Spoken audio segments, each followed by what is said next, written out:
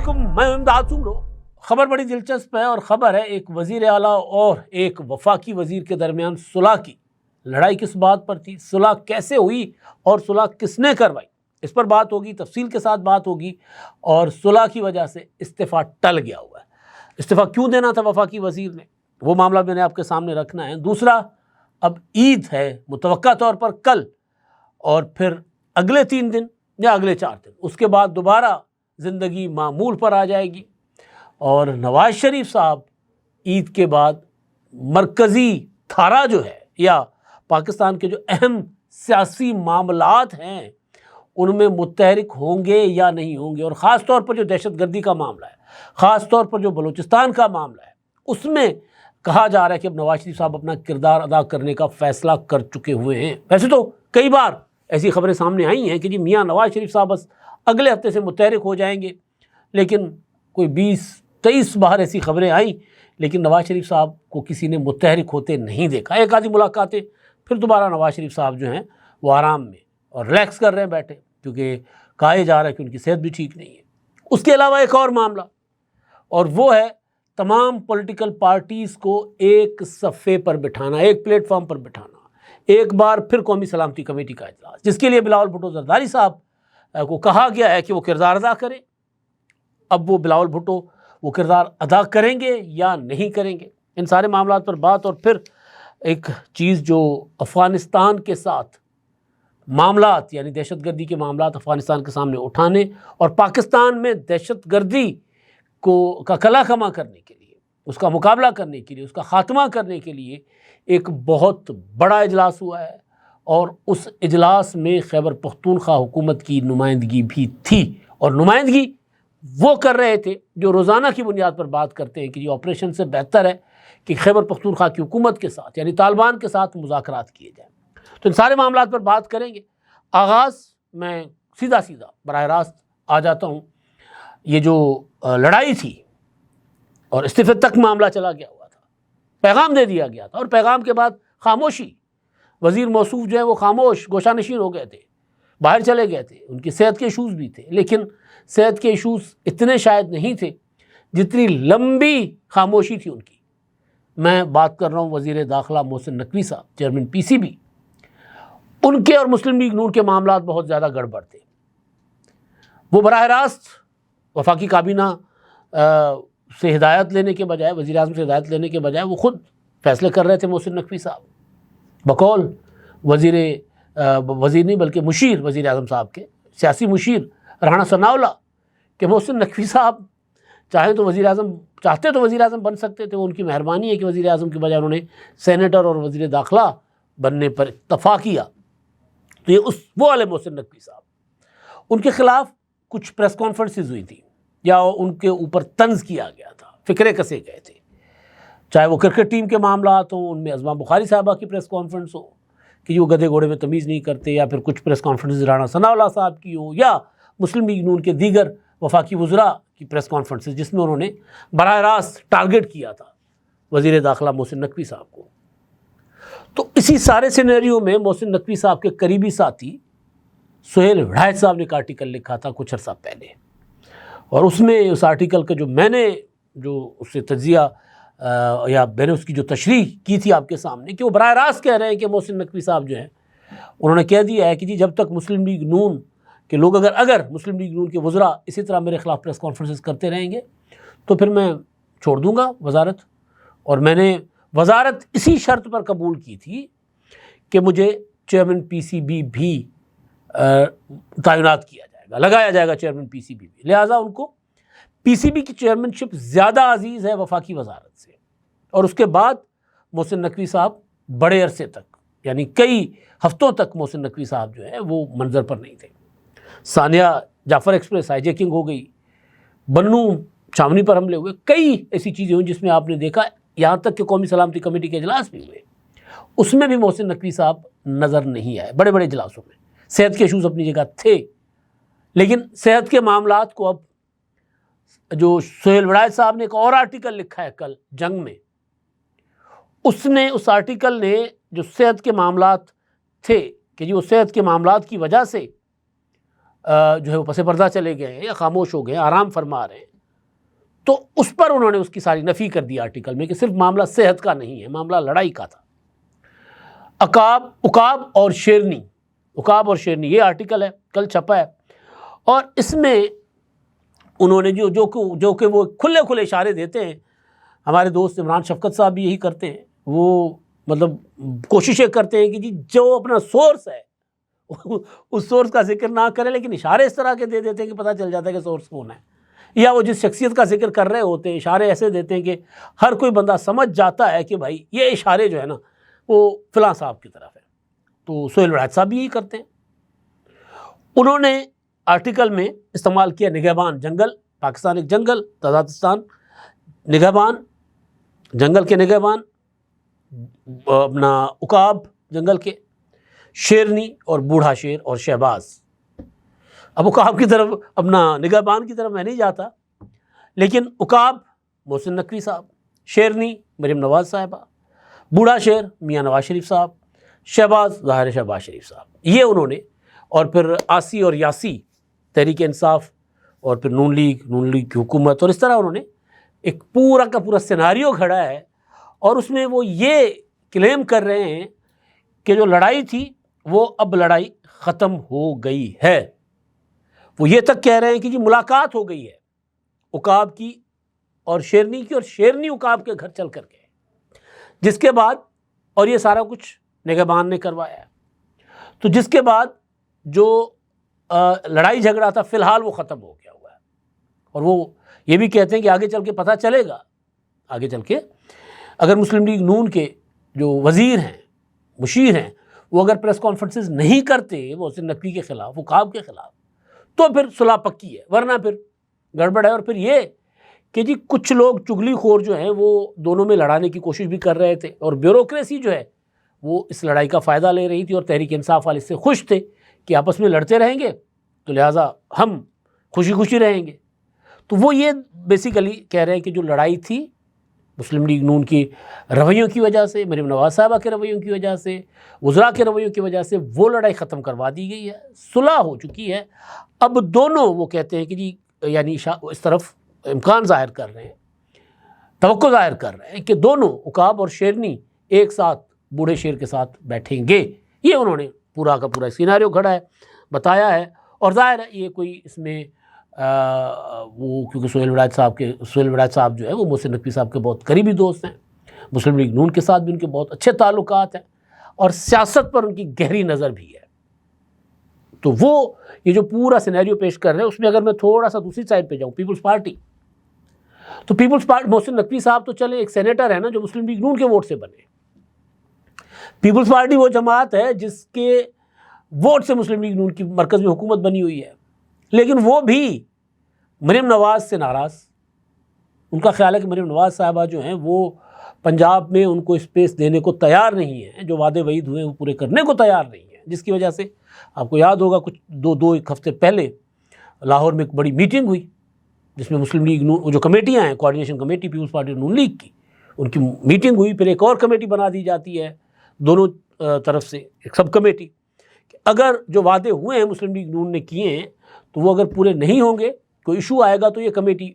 ہر ہفتے یا ہر 15 دن یا جب ضرورت محسوس کرے گی یہ کمیٹی بیٹھ جائے گی۔ تو معاملات تو گڑبڑ ہیں۔ اب اس میں مریم نواز صاحبہ کا موقف ٹھیک یا پیپلز پارٹی کا الزام ٹھیک، وہ ایک الگ بات ہے، لیکن چیزیں ٹھیک نہیں چل رہی۔ تو محسن نقوی صاحب کا تو صرف ایک ووٹ ہے، اور وہ بھی اگر کل کو محسن نقوی صاحب سینیٹرشپ سے بھی ریزائن کر جائیں تو مسلم لیگ نون اپنا ایک سینیٹر منتخب کروا لے گی، لیکن محسن نقوی صاحب کا پھر تعلق نگہبان سے ہے۔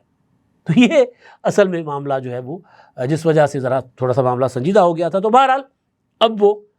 کیونکہ صلح ہو گئی، پھر کل پرسوں سے محسن نقوی صاحب آپ کو نظر بھی آ رہے ہیں کام کرتے ہوئے، اور کل انہوں نے ایک بڑی میٹنگ کی ہے محسن نقوی صاحب نے، کاؤنٹر ٹیررزم کمیٹی کا اجلاس ہوا ہے ان کی صدارت میں۔ افغانستان سے جو دہشت گردی ہو رہی ہے پاکستان میں، پاکستان کا انٹرنل جو ایشوز ہیں دہشت گردی کے، لا اینڈ آرڈر کے، ان سب امور پر وہاں پر چیزیں ہوئی ہیں، ڈسکشن میں آئی ہیں۔ اچھا، جو لڑائی، ایک اور چیز ہے کیونکہ میں نے نام پڑھ لیا نا طلال چودھری صاحب کا، ہوا یہ تھا کہ محسن نقوی صاحب وزیر داخلہ، طلال چودھری صاحب کو وزیر داخلہ مملکت بنایا گیا، اور پھر پرویز خٹک صاحب کو مشیر بنایا گیا داخلہ کا۔ تو محسن نقوی صاحب کے متعلق جو سہیل ولایت صاحب نے انکشاف کیا کہ وہ یہ کہہ رہے ہیں محسن نقوی کہ طلال چودھری پر تو مجھے پراپر اعتماد میں لیا گیا تھا، مشورہ ہوا تھا، لیکن پرویز خٹک کے معاملے میں مجھ سے نہیں پوچھا گیا۔ تو اس پر بھی وہ ناراض تھے کہ جی میری وزارت آپ 3 حصوں میں بانٹے جا رہے ہیں تو مجھ سے پوچھے تو صحیح۔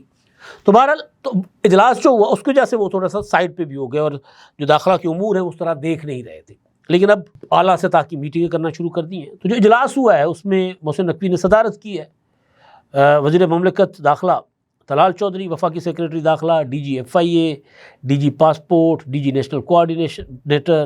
NACTA, chief commissioner Islamabad, coordinators national action plan اور سیکورٹی کے اداروں کے نمائندوں کے علاوہ وزیر قانون پنجاب ملک صہیب احمد، مشیر اطلاعات خیبر پختونخوا بیرسٹر محمد علی سیف، وزیر داخلہ سندھ ضیاء النجار، وزیر داخلہ آزاد کشمیر اور وزیر داخلہ گلگت بلتستان نے بھی شرکت کی ہے۔ اور اس میں وہ جو پورا کوآرڈینیشن کہ کس طرح ایک دوسرے کے ساتھ کوآرڈینیشن رکھی جائے، یہ جو ٹیررزم ہو رہی ہے سارے معاملے کو، اور پھر وزیر داخلہ نے جو اجلاس سے خطاب کیا انہوں نے کہا کہ دہشت گردی سے نمٹنے کے لیے وزیر اعظم، آرمی چیف اور تمام اسٹیک ہولڈرز ایک صفحے پر ہیں۔ انہوں نے کہا کہ صوبوں کی مشاورت کے بغیر کوئی فیصلہ نہیں کیا جائے گا، اور ساتھ ساتھ انہوں نے یہ کہا کہ جو افغانستان ہے ان کے ساتھ ہم نے بات کرنی ہے اور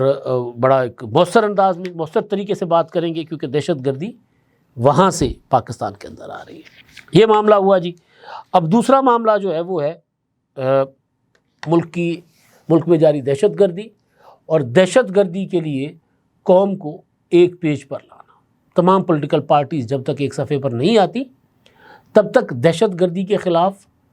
جو قوم کا اتحاد ہے وہ ممکن نہیں ہے۔ ماضی میں ہم چاہے ملاکنڈ آپریشن تھا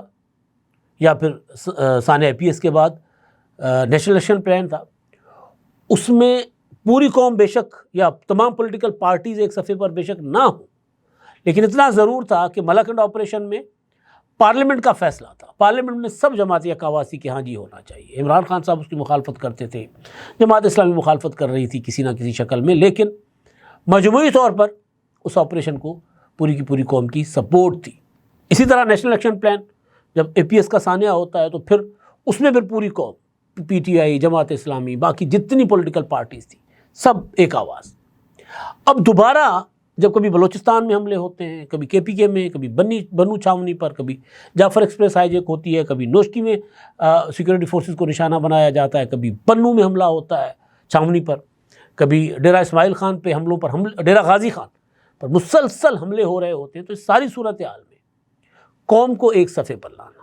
اس کے لیے چند دن پہلے بلاول بھٹو زرداری صاحب نے لاہور میں ایک افطار ڈنر تھا گورنر ہاؤس میں، اس میں انہوں نے خطاب کرتے ہوئے کہا تھا کہ وزیر اعظم کو انہوں نے صلاح دی تھی، مشورہ دیا تھا کہ جی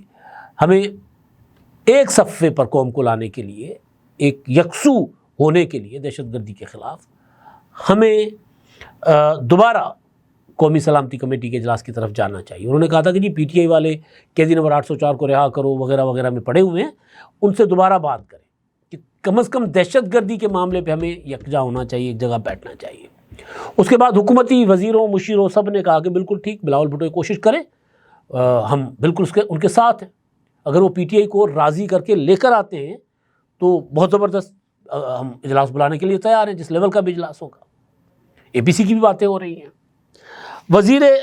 اعظم کے مشیر رانا ثناء اللہ صاحب نے ایک بار پھر کہا ہے کہ دہشت گردی کے خلاف قومی اتفاق رائے کے لیے جب بھی جہاں سے بھی کوشش ہوگی اس کا خیر مقدم کریں گے۔ دہشت گردی پر سیاست کی کوئی گنجائش نہیں ہے، پاکستان سے آگے کوئی چیز نہیں ہے۔ قومی ایشوز پر اتفاق رائے قومی ضرورت ہے، قوم دہشت گردی کے خلاف جنگ میں اپنی فوج کی پشت پر ہے۔ اب یہ عید کے بعد یہ سارے ایشوز جو ہے نا وہ ایڈریس ہوں گے، گو کہ بلاول بھٹو زرداری صاحب جو وہ 4 اپریل کو، یعنی سے 2 یا 3 دن بعد گڑھی خدا بخش میں انہوں نے تقریر بنا لی ہے، بڑی وہ خطرناک قسم کی تقریر ہے، اسپیشلی کینالز کے ایشو پر اور وفاقی حکومت کے فیصلے سڑکوں کے حوالے سے، موٹر ویز کے حوالے سے۔ ایکنک نے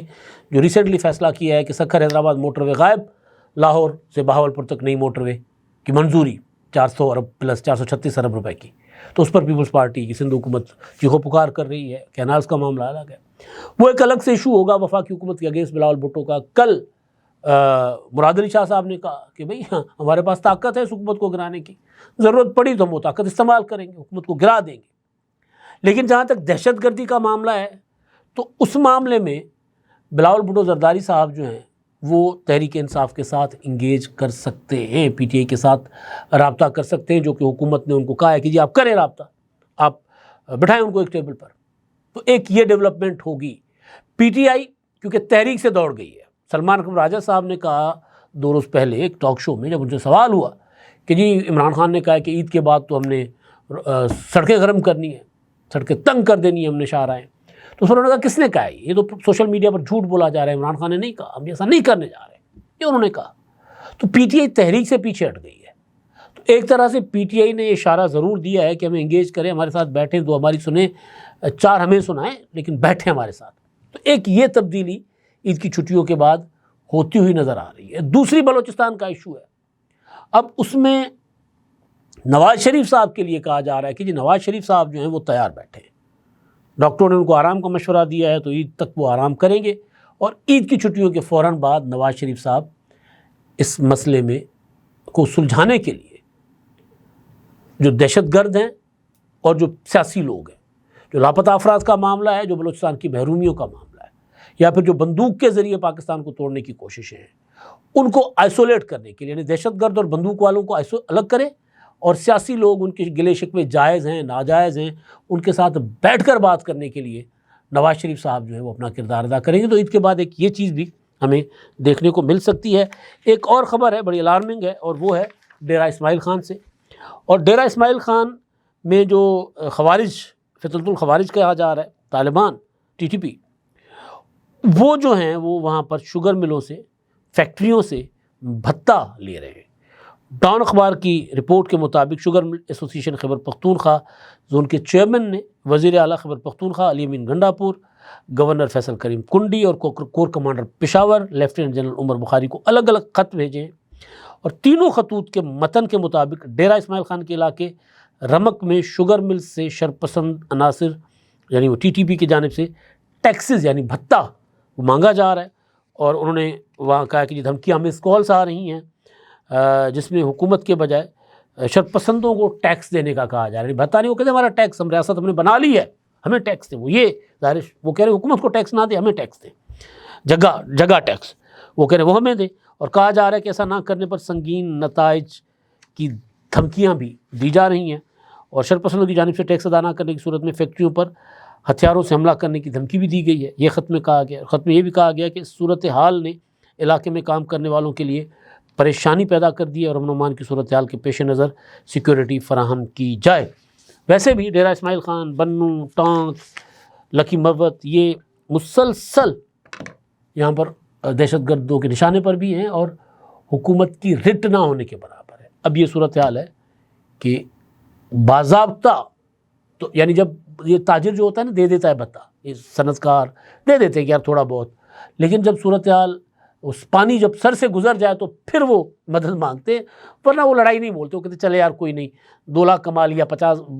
20 ہزار دے دیا، کوئی مسئلہ نہیں ہے۔ تو اس کا مطلب یہ ہے کہ وہاں پانی سر سے گزر چکا ہوا ہے۔ تو اس لیے میں کہہ رہا ہوں کہ عید کے بعد ایک تو بڑے آپریشنز پوری قوم کا اتفاق رائے پیدا کرنے،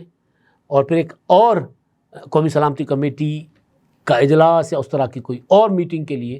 کوششیں تیز ہوں گی، ساتھ ساتھ کچھ اور تبدیلیاں بھی رونما ہوں گی جو آپ کو نظر آئیں گی۔ اب تک کے لیے اتنا ہی، اللہ حافظ۔